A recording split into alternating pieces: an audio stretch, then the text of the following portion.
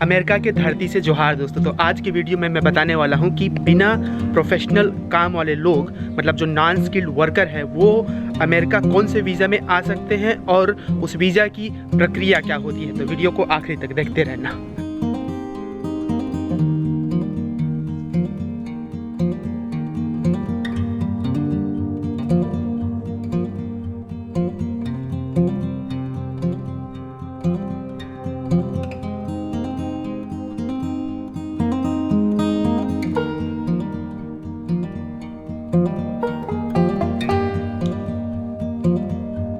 अगर मेरे चैनल में आप पहली बार आए हैं तो मैं बता दूं कि मैं रहता हूं अमेरिका में हूं, भारत के एक छोटे से गांव से, और यहां पर अमेरिका में काम करता हूं, थोड़ा बहुत पढ़ाई भी करता हूं। बाकी कुछ समय से आपके मार्गदर्शन के लिए कि खासकर जो छोटे कस्बे और छोटे शहर के लोग हैं उनके जानकारी के लिए कि आप अमेरिका कैसे आ सकते हैं, किस टाइप का वीज़ा होता है और यहाँ का जॉब कैसे मिलता है, किस टाइप का जॉब अच्छा रहता है, सैलरी कितनी मिलती है, किस तरीके का लाइफ स्टाइल रहता है, उन चीज़ों के बारे में वीडियो बनाते रहता हूँ छोटा छोटा। तो आप भारत, पाकिस्तान, बांग्लादेश, श्रीलंका जहाँ से भी देख रहे हैं, बहुत स्वागत है आपका मेरे चैनल में। और अगर अब तक आपने चैनल को सब्सक्राइब नहीं किया है तो यार सब्सक्राइब ज़रूर कर लेना, ताकि ज़्यादा से ज़्यादा लोगों तक इस तरीके की जानकारियाँ पहुँचे और शायद उनके लिए कुछ हो सके, और अगर उनके लिए नहीं तो कम से कम उनके आने वाले बच्चों या पीढ़ी के लिए एक समझ बन बैठे और फिर उसकी प्रक्रिया शुरू कर दे। तो यही मेरी कोशिश रहती है। जैसा कि मैंने पहले भी बोला था कि अगर आपके कुछ भी सवाल हो तो आप मुझे ईमेल कर सकते हैं। मेरा ईमेल है gawar.inkalabi@gmail.com और मेरा इंस्टाग्राम आईडी है फ़कीर फिरंगी।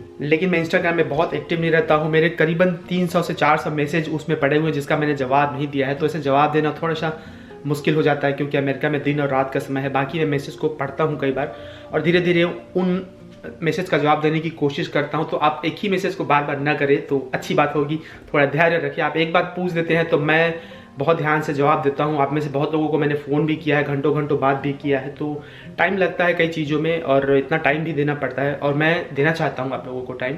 तो प्लीज़ आप एक ही बार सवाल को करें और अपना ईमेल जब करते हैं तो अपना उसमें फ़ोन नंबर लिखे, आपके जो भी सवाल है वो बहुत स्पेसिफिक तरीके से उसमें लिखे, तो फिर बहुत हम टाइम वेस्ट नहीं करेंगे एक दूसरे का ना। बाकी मैं तो हूँ, मतलब जितना मैं अपने स्तर पर मदद कर सकता हूँ, कोई घमंड दिखाने की कोशिश नहीं है। बस मैं तो चाहता हूँ कि गांव के लोग आगे बढ़े, तो वही कोशिश रहती है। इसलिए तो ध्यान से ईमेल में अपना फ़ोन नंबर, कहाँ से हो, क्या करते हो और किस टाइप का आपका सवाल है वो स्पष्ट तरीके से उसमें लिख दें, ठीक है। और बार बार एक ही चीज़ को मत पूछें, नहीं तो फिर कन्फ्यूजन हो जाता है, ये जानना चाहता है या ऐसे ही बोल रहा है। तो मैंने सोचा मैं उसके बारे में बता दूं। जैसा कि मैंने पहले की वीडियोस में भी बताया है बहुत बार कि अमेरिका आने के लिए कई अलग अलग तरीके के वीज़ा होते हैं।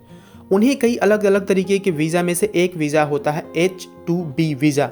ये एक नॉन इमिग्रेंट, गैर अप्रवासी परमिट टेम्पररी है काम करने के लिए यहाँ पर। मतलब ये परमानेंट जॉब के लिए नहीं होता है, ये टेम्पररी जॉब के लिए होता है। और ऐसे जॉब के लिए होता है ये वीज़ा जिसके लिए बहुत प्रोफेशनल या स्किल्ड काम की ज़रूरत नहीं होती है। तो ये ज़्यादातर ऐसे कह सकते हैं कि जो मज़दूर वर्ग के लोग हैं उनके लिए है ये H-2B वीज़ा। तो हम थोड़े और डिटेल में इसको समझने की कोशिश करेंगे, तो ध्यान से सुनते रहना।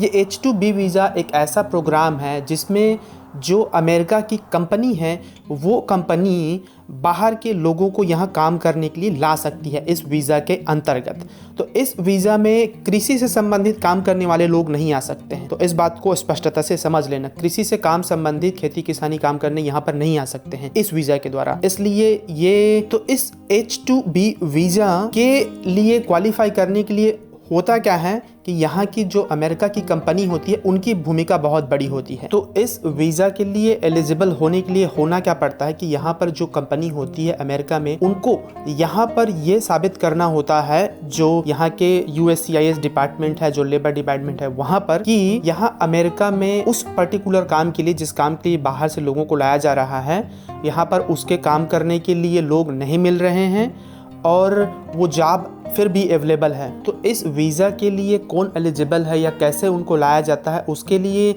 यहाँ पर की जो कंपनी होती है अमेरिका में, उनको ये इस्टेब्लिश करना पड़ता है यहाँ के डिपार्टमेंट से कि there are not enough US workers. मतलब यहाँ पर अमेरिका में पर्याप्त कर्मचारी नहीं मिल रहे हैं इस पर्टिकुलर काम को करने के लिए, इसलिए वो बाहर से लोगों को लाना चाह रहे हैं, ये उनको साबित करना होता है। और दूसरा ये भी साबित करना होता है कि किसी भी तरीके से यहाँ जो काम करते हैं उनकी तनख्वाह को अफेक्ट नहीं करेगा किसी भी तरीके से। और तीसरा कि ये जो जिन लोगों को लाया जा रहा है बाहर से काम करने के लिए, ये टेम्पररी तौर पर उनकी ज़रूरत है यहाँ पर, ना कि परमानेंट तौर पर। तो ये 2-3 चीज़ें होती है जो यहाँ के कंपनी को साबित करनी होती है। अगर इसको थोड़ा सा और गहराई से समझने की कोशिश करें तो यहाँ की जो कंपनी होती है, जिस तरीके से बाहर के लोगों को हायर करती है या काम पे लेती है, उसको 4 वर्गों में विभाजित करके समझ सकते हैं। तो पहला है रिकरिंग सीजनल नीड, मतलब कोई ऐसा काम यहाँ पर अमेरिका में होता है जो सीजनल होता है, जो सिर्फ एक सीज़न में होता है। जैसे यहाँ पर 4 सीज़न होता है अमेरिका में, तो जैसे गर्मी के सीज़न में कोई काम हो गया, ठंड के सीज़न में अलग काम हो गया, तो उस तरीके का कोई सीजनल काम हो जो अस्थायी काम है, वो परमानेंट काम नहीं है, तो उस तरीके के काम के लिए। दूसरा इंटरमिटेंट नीड, मतलब उसका मतलब ये होता है कि किसी काम के लिए यहाँ की जो कंपनी है, जो एम्प्लॉयर है, उनको कोई परमानेंट स्टाफ नहीं चाहिए। ये ऐसा काम है जिसके लिए बीच बीच में काम करने वालों की ज़रूरत पड़ती रहती है, तो उसको इंटरमिटेंट नीड बोलते हैं। तीसरा होता है पीक लोड नीड, मतलब ऐसा सीज़न जिसमें पूरा फुल होता है उनका जो स्टाफ होता है, जैसे काम ज़्यादा हो जाता है, तो उस पर्टिकुलर सीज़न के लिए हो सकता है उनके पास काम ज़्यादा हो, लेकिन बस उस एक निश्चित समय के लिए वो लोग नए लोगों को फुल टाइम काम तो नहीं दे सकते हैं, इसलिए ये पीक सीज़न है। जैसे मान लो कोई आइसक्रीम बेचता होगा ना गर्मी के समय में, वो गर्मी के सीज़न को बोलेंगे कि आइसक्रीम बेचने का वो पीक सीज़न है। अब वो ठंड में तो कोई खाएगा नहीं आइसक्रीम, तो वैसे ही ये जो पीक सीज़न है, या जैसे खेती की जो सीज़न होता है, मान लो जुलाई में वहाँ पर धान कटाई होता है, तो उसको बोलेंगे वो खेती में मतलब धान कटाई का पीक सीज़न है। तो उस तरीके के कई काम होते हैं जो सिर्फ पीक सीजन के लिए हायर किया जाता है, मतलब भर्ती किया जाता है। चौथा कैटेगरी होता है वो है वन टाइम ऑकरेंस, मतलब कुछ ऐसा काम हो सकता है जिसमें या जिसकी ज़रूरत सिर्फ एक बार के लिए हो, कि साल में एक बार उनको इतने समय तक के लिए अस्थायी तौर पर एक कर्मचारी की ज़रूरत है।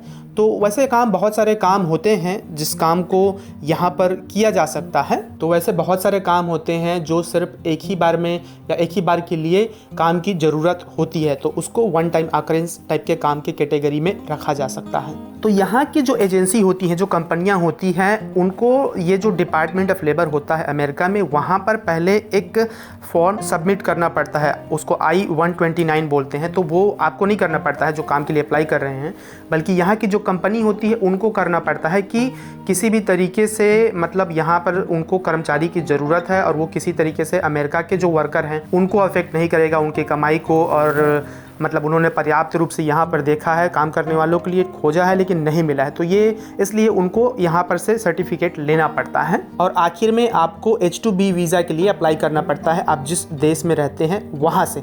आप देख सकते हैं सर्च करके कि आपका देश जो है क्या H-2B कैटेगरी में एलिजिबल है या नहीं है। सारे इन्फॉर्मेशन जो है ऑनलाइन उपलब्ध रहते हैं, आप किसी एजेंट के चक्कर में मत आए। जैसे मैंने बार बार बोला है कि यहाँ काम करने के लिए किसी एजेंट की ज़रूरत नहीं होती है, तो किसी भी एजेंट को किसी भी तरीके से पैसा बिल्कुल मत दीजिए। मैंने बहुत बार सुना है कि लोग पैसा देते हैं, लोग बोलते हैं कि हम आपको काम दे देंगे, तो बिना किसी प्रूफ के आप ऐसे ही किसी को भी पैसा मत दीजिए। उसके बारे में मैं बार बार बोलते रहता हूँ। तो आप जब H-2B वीज़ा के लिए अप्लाई करते हैं तो जो भी उसके रिक्वायरमेंट्स है उसके बारे में अलग से मैंने मेरे चैनल में वीडियो बनाया हुआ है, तो प्लीज़ आप जाके वहाँ पर देखिए कैसे वीज़ा के लिए अप्लाई करते हैं, क्या क्या फॉर्म की ज़रूरत होती है, वो एक अलग प्रोसीजर होता है। मैं सिर्फ यहाँ के प्रोसीजर के बारे में बता रहा था कि होता क्या है, लेकिन बाकी सबको इंटरव्यू तो देना ही पड़ता है उसके लिए। साथ ही आपके घर में अगर आपके कोई बच्चे हैं, अगर इस तरीके के मजदूरी करने के लिए कोई आ रहा है और घर में आपके 21 साल से कोई भी छोटा बच्चा है या जो भी हैं, वो भी आपके साथ में आ सकते हैं, लेकिन वो लोग यहाँ पर काम नहीं कर सकते हैं क्योंकि उनके पास काम का वीज़ा नहीं होता है। सिर्फ इसलिए वो साथ में आ सकते हैं क्योंकि वो तुम्हारे परिवार के लोग हैं और 21 साल से कम उनकी उम्र है। तो ये वीज़ा जो है, जैसे मैंने बताया कि अस्थायी काम करने के लिए है, तो आप क्यूरियस होंगे कि क्या क्या यहाँ काम हो सकता है। तो बहुत सारे काम हो सकते हैं क्योंकि इसका कोई एक स्पेसिफिक एरिया या डिपार्टमेंट नहीं है कि ये काम बस हो सकता है, मतलब कुछ भी काम हो सकता है। सर्विंग का काम हो सकता है किसी होटल में, फूड रनिंग का हो सकता है, कंट्री क्लब का हो सकता है, बर्फ़ साफ़ करने के लिए हो सकता है, रोड बनाने के लिए हो सकता है, या फिर ज़्यादातर होटल या मोटल में काम करने के लिए, रिसेप्शनिस्ट का काम करने के लिए, और कई सारे काम जिसके लिए बहुत प्रोफेशनल स्किल की ज़रूरत नहीं होती है। उन सब कामों के लिए यहाँ पर इस तरीके के वीज़ा के लिए अप्लाई किया जाता है। लेकिन जैसे मैंने बताया कि यहाँ की एजेंसी को उस यहाँ के जो डिपार्टमेंट होता है उनको दिखाना पड़ता है कि इस काम के लिए यहाँ पर कर्मचारी नहीं मिल रहे हैं। और यहाँ पर लाखों लोग आते हैं वैसे काम करने के लिए। अभी जो यहाँ पर मैक्सिमम जो कैपेसिटी है कि कितने लोगों को ये H2B वीज़ा मिलेगा वो 66,000 मतलब 66,000 लोगों को हर साल यहाँ पर वो वीज़ा मिलता है H2B वीज़ा। और उसके अलावा भी बहुत सारे लोग होते हैं जो कई समय से कई सीज़न से करते आए हैं।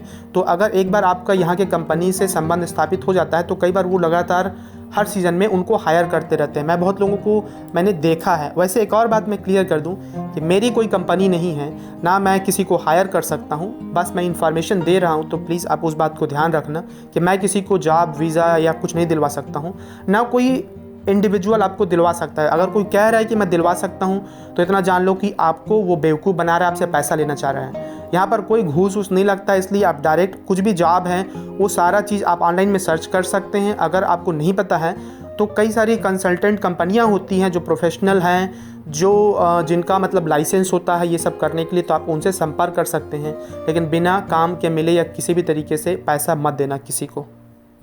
बाकी हूँ तो मैं खुद गांव से, अगर आप भी किसी गांव से हैं तो गांव का नाम कमेंट में ज़रूर करना, अपने दोस्तों को भी शेयर करना इस वीडियो को, और चैनल को जाके सब्सक्राइब ज़रूर करना। इस तरीके के और वीज़ा काम इन सब चीज़ों के बारे में मैं बताते रहता हूँ, तो काफ़ी सारी जानकारी उसमें आपको मिल जाएगी, जो बेसिक जानकारियाँ हैं।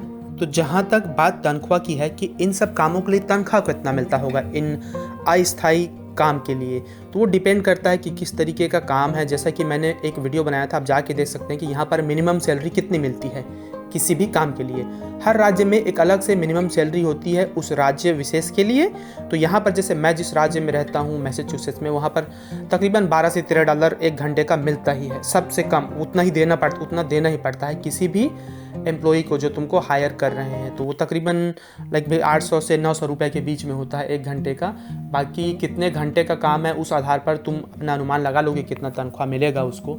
और एक सीज़न के लिए होता है या एक पूरा एक कुछ कॉन्ट्रैक्ट मिलता है, तो वो डिपेंड करता है कि कितना कमाई होगा, वो सारा कुछ कितने घंटा तुम काम करते हो उसके ऊपर। तो चलिए फिर आज की वीडियो में इतना ही। अगर आज का वीडियो आपके लिए थोड़ा बहुत उपयोगी रहा हो और अच्छा लगा हो तो लाइक और शेयर ज़रूर करना। और कुछ भी सवाल हो तो बेझिझक मुझे कमेंट करके बताना कि आपके जो भी सवाल हैं। बाकी आपको और मतलब जो चीज़ों के बारे में जानना है कि कौन से और किस टाइप का वीज़ा होता है, वीज़ा के लिए अप्लाई कैसे करते हैं, तो वो सारी चीज़ों के बारे में मैंने मेरे चैनल में बहुत सारे वीडियोस बनाए हैं। तो प्लीज़ आप थोड़ा सा धैर्य रख के जाके देखना उन वीडियोस को, शायद उसमें आपके कई सवालों का जवाब मिल जाए। तो तब तक फिर अपना ख्याल रखना। मिलेंगे हम अगले वीडियो में किसी नई जानकारी के साथ, किसी नई जगह को दिखाते हुए। शुक्रिया, जोहार, जय जवान जय किसान।